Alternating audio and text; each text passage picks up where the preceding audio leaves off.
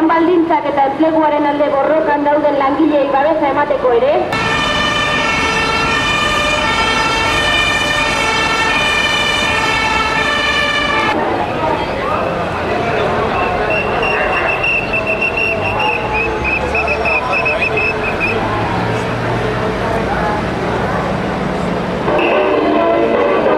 Para hacer frente al saqueo y chantaje de la patronal y a la destrucción del empleo. El 21 de mayo, huelga general.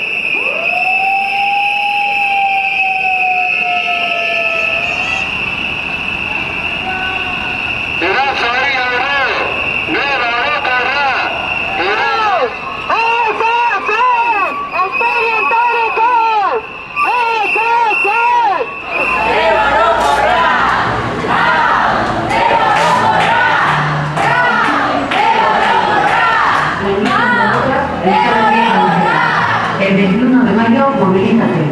La India Berzaleen batzordea.